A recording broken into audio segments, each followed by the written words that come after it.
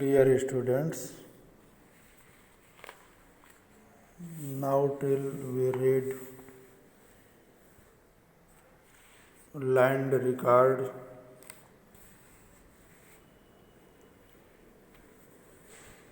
Keep a land record we called Lekpal or Patwari.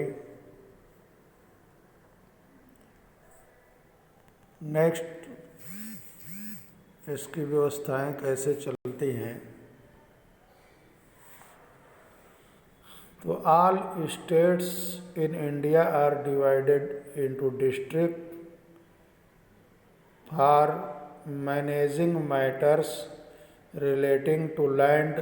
This districts are further सब divided.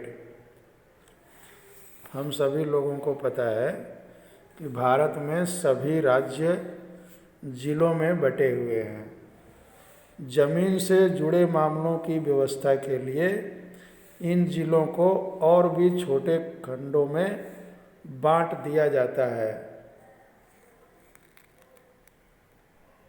These subdivision of a district are known by different names such as तहसील। जिले के उपखंडों को माने जिले को district को जो सब डिवीज़न में बांटा जाता है उसको कई नामों से जाना जाता है। सच एज जैसे tehsil, taluka. It's at the head is the district collector and under her are the revenue officers also known as tehsildar. सबसे ऊपर जो है जिला अधिकारी होता है, मीन्स डिस्ट्रिक्ट का जो सबसे बड़ा ऑफिसर होता है, हम लोगों को पता है उसको डिस्ट्रिक्ट मजिस्ट्रेट, डीएम, कलेक्टर या जिलाधिकारी इन सभी नामों से संबोधित करते हैं। और उसके नीचे तहसीलदार होते हैं। सब डिवीज़न जो डिस्ट्रिक्ट का किया जाता है उसमें जो अधिकारी होता है उसको हम लोग तहसीलदार कहते हैं। They have to hear dispute, जिन्हें विभिन्न विवादित मामलों को सॉल्व करना पड़ता है। They also supervise the work of the patwari and ensure that record are properly kept and land revenue is collected. Tehsildar जो है पटवारी के काम का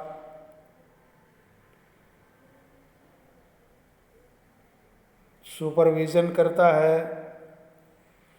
और यह सुनिश्चित करता है कि रिकॉर्ड सही ढंग से रखे जाएं और विभिन्न तरह के जो राजस्व हैं उनको वह इकट्ठा होता रहे। मीन्स ये तहसीलदार का वर्क भी हो गया। Tehsildar supervise the work of the patwari. They also, जहाँ पर लिखा है वहाँ पर लिख ले देंगे tehsildar supervise the work of the patwaris and ensure that record are properly keeped and land revenue is collected. ये तहसीलदार का काम हो गया। They make sure that the farmers can easily obtain a copy of their record। Tehsildar यह भी देखते हैं कि किसानों को अपने रिकॉर्ड की नकल आसानी से मिल जाए। जब भी किसान अपने खेतों की नकल लेना चाहे उसे जो है वह नकल की कापी आसानी से प्राप्त हो जाए, यह देखना भी तहसीलदार का काम है। Student can obtain their caste certificate aids. हम लोग जो कास्ट सर्टिफिकेट बनवाते हैं या जो भी स्टूडेंट बनवाते हैं, आप जब थोड़े बड़े होंगे तो इस चीज़ को समझेंगे कि जो कास्ट सर्टिफिकेट हमारा बनता है वह भी तहसीलदार ही बनाता है। Caste certificate the tehsildars office is where land disputes are also heard.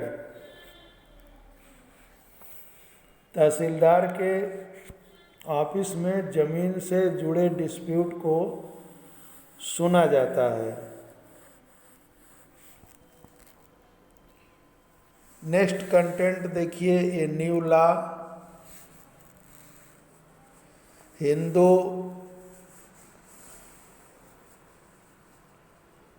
Succession amendment act 2005। 2005 में हिंदू जो लॉ है उसमें एक अमेंडमेंट हुआ, मीन्स संशोधन हुआ। वो संशोधन क्या हुआ? Often when we think of farmers who own land, we think of men, women are seen as people who work on the field। जब हम फार्मर के विषय में सोचते हैं जिनके पास ज़मीन है, तो आम तौर पर हमारे ध्यान में पुरुष होते हैं। महिलाओं की हैसियत खेतों के काम में एक मददगार भर की मानी जाती है। उसके बारे में ज़मीन के मालिक के रूप में कभी नहीं सोचा जाता।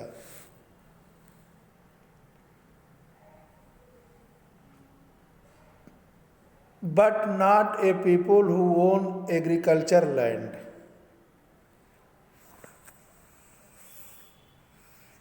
माने जो घर की महिलाएं हैं उनको खेतों का या जो भी प्रॉपर्टी है उस प्रॉपर्टी को का मालिक नहीं समझा जाता है। Till recently in some states Hindu women did not get a share in the family's agriculture land. अभी तक कई राज्यों में हिंदू औरतों को परिवार की जमीन में हिस्सा नहीं मिलता था। After the death of the father, मैंने अपने पिता के मृत्यु के बाद उनको जमीन में हिस्सा नहीं मिलता था। पिता के मृत्यु के बाद जमीन बेटों में बांट दी जाती थी। Till recently in some state Hindu women did not get a share in the family's agriculture land. After the death of the father his property was divided equally only among his sun.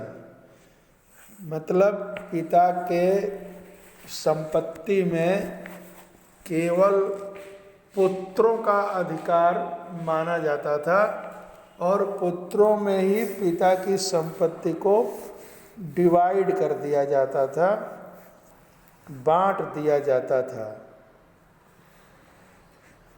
But recently the law was changed.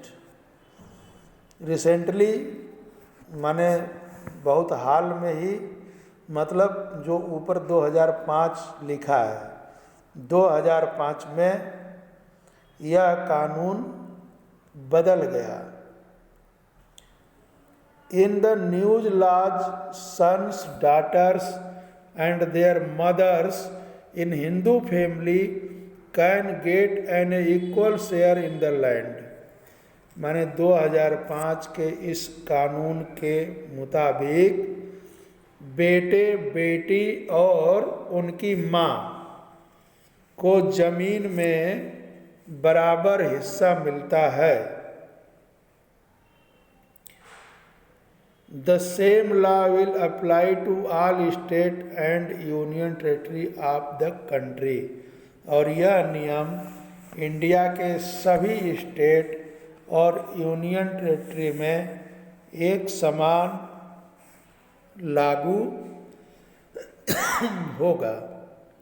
कहने का मतलब यह है कि बेटियों को विशेष तौर से बेटियों को जो पिता के संपत्ति में हिस्सा नहीं होता था, कोई उनको अधिकार नहीं होता था, उसको कानूनी अधिकार प्रदान कर दिया गया। अगर कोई बेटी चाहती है अपने पिता के संपत्ति में हिस्सा शेयर अपना चाहती है तो वो ले सकती है। हालांकि अभी भी मोस्टली हिंदूज फैमिली में कोई भी बेटी या कोई भी बहन अपने भाई से अपने पिता के हिस्से की बात नहीं करती है। लेकिन अगर यदि बेटी चाहे, पुत्री चाहे, तो वह अपने पिता के शेयर को कानून के अनुसार जो है उसे ले सकती है। इस कानून के पास होने से ये फायदा जो है बेटियों को हुआ। The law will benefit a large number of women. माने इस कानून से बड़ी संख्या में औरतों को फायदा होगा। For example, Sudha is the eldest daughter of an agricultural family. Sudha एक कृषक परिवार की, खेतिहर परिवार की सबसे बड़ी बेटी है। She is married and lives in a नेगोबोरियस विलेज। वह शादीशुदा है और पास के गांव में रहती है। आफ्टर हर फादर्स डेथ, उसकी पिता की मृत्यु के बाद Sudha often comes to help her mother with the farming work. Sudha अक्सर खेती के काम में माँ का हाथ बटाने आती है। Her mother has asked the patwari to transfer the land and enter her name along with the names of all the children in his record। उसकी माँ ने पटवारी से कहा कि जमीन पर अब बेटे के साथ साथ उसका और दोनों बेटियों का नाम भी रिकॉर्ड में आ जाए। Sudha's mother confidently organize the farming with the help of the younger brother and sister। Sudha की माँ बड़े आत्मविश्वास के साथ छोटे बेटे और बेटी की मदद से खेती का काम संभालती है। Similarly, Sudha also lives with the assurance that if she ever has a problem, they can always depend upon her share of the land. Sudha भी इस निश्चिंता में जी रही है कि ज़रूरत पड़ने पर वह अपने हिस्से की ज़मीन से काम चला सकती है। कहने का मतलब कि इस कानून के अनुसार जो भी महिला है उसके अंदर एक सुरक्षा का भाव जो है बना रहता है कि उसके पास यदि कुछ नहीं है तो जो उसकी पिता की संपत्ति है, उस पिता की संपत्ति में जो शेयर है, ज़रूरत पड़ने पर उस शेयर से पिता के ज़मीन जायदाद से वो अपना काम चला सकती है। अदर पब्लिक सर्विस ए सर्वे मीन्स अभी तक जो हम लोगों ने ये सब पढ़ा उसके अलावा और सार्वजनिक सेवाओं का जो है सर्वे के रूप में एक रिपोर्ट है। The chapter has looked at some of the administrative work of the government. जैसा कि हम लोगों ने कई गवर्नमेंट के एडमिनिस्ट्रेटिव वर्क के विषय में पढ़ा। रिस्पेक्टली फॉर रूरल एरिया, विशेष तौर से रूरल एरिया के विषय में। The first example related to maintaining law, जैसा कि मोहन और रघु के झगड़े से हम लोगों ने लॉ एंड ऑर्डर के विषय में जाना। And the second to maintaining land record, second में किस तरह से लैंड का रिकॉर्ड मेंटेन किया जाता है। रेवेन्यू कलेक्शन कैसा होता है, इसके बारे में जाना। In the first case we examined the role of the police and in the second that of the patwari. First जो एडमिनिस्ट्रेशन का काम था वो पुलिस का, जो हमारे लॉ एंड ऑर्डर को मेंटेन करते हैं, और दूसरा पटवारी का, जो लैंड का रिकॉर्ड रखते हैं और रेवेन्यू कलेक्शन में सहयोग करते हैं। This work is supervised by other people in the department. इनके काम का विभाग के अन्य लोगों द्वारा निरीक्षण किया जाता है।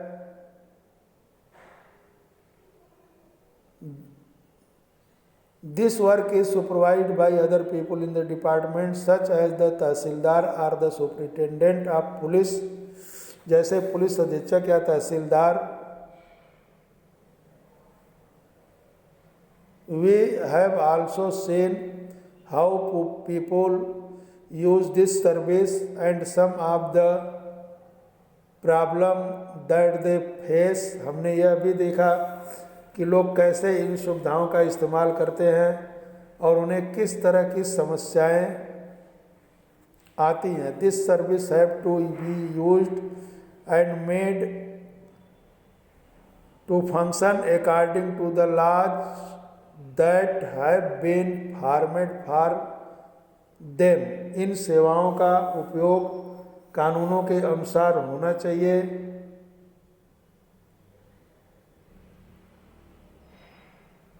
यू हैव प्रोबेबली सीन में other public service and facilities powered by various department of the government. संभवतः सरकार के अन्य विभाग द्वारा दी जा रही सार्वजनिक सेवाओं को हम लोगों ने देखा होगा। Do the following exercise for your village oblique by visiting a nearby village और looking at your own area. आप अपने गांव में या गांव के क्षेत्र में या अपने आसपास के गांव में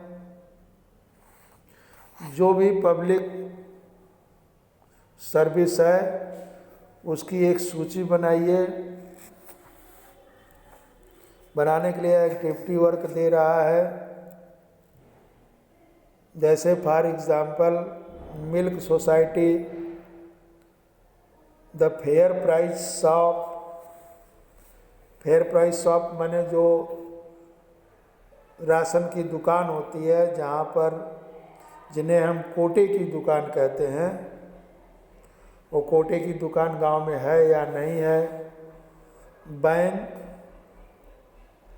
police station, the agriculture society for creche, बीज और खाद के लिए कृषि समिति, government school and health centre और government hospital. It's collect information on their public service and discuss with their teacher how improvements can be made in the functioning. One example has been worked out.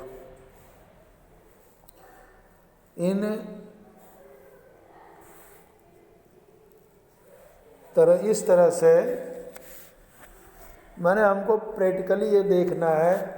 आप जब class में आओगे तो फिर चर्चा होगी कि किसको कितनी जानकारी है और क्या क्या हम लोगों ने अपने गांव में क्या गवर्नमेंट द्वारा प्रोवाइड जो है सुविधाओं को हमने देखा है उसके बारे में, और किस तरह से उसमें और बेटर किया जा सकता है। इन सब बात पर हम लोग चर्चा ऑफलाइन जब आमने सामने होंगे, क्योंकि 10 तारीख से विद्यालय खुल रहा है तो उम्मीद है कि शायद खुल ही जाएगा। 10 तारीख से विद्यालय जब आदेश हो गया है तो फिर जो भी प्रॉब्लम होगी वो हम लोग आमने सामने उसको हल करेंगे। Thank you.